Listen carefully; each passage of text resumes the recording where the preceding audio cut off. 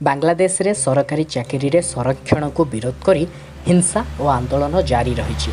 सरकारी चाकरी रे स्वाधीनता संग्रामी पिला 30% संरक्षण को विरोध करी आंदोलनकारी माने विक्षोभ प्रदर्शन करुछन्ति। विक्षोभकारी माने बांग्लादेश राजधानी ढाकार अनेक अंचल रे सरकारी कोठारे निया लगेबा सह सर्वसाधारण संपत्ति को नष्ट करुछन्ति।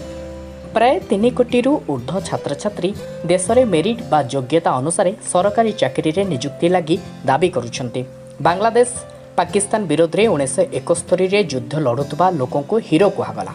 युद्ध हिरों संतान लगी चाकरी रे 30% संरक्षण व्यवस्था रही।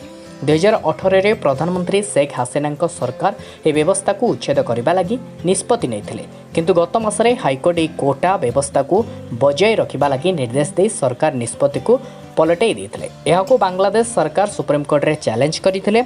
एने अगस्ट 7 सुप्रीमकोर्ट शुणाणी होबार अच्छी।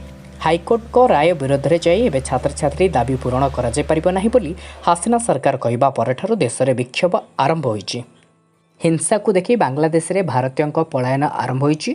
उत्तर पूर्वांचल राज्यगुड़िक अनेक छात्र बांग्लादेश रे डाक्टरी और इंजीनियरिंग पढ़ुछन्ति। शुक्रवार संध्या सुधा जुलाई 19, 2024 सुधा मेघालयर दावाकी इंटीग्रेटेड चेक पोस्ट दे प्राय 300 भारतीय स्वदेशी फेरिछन्ति।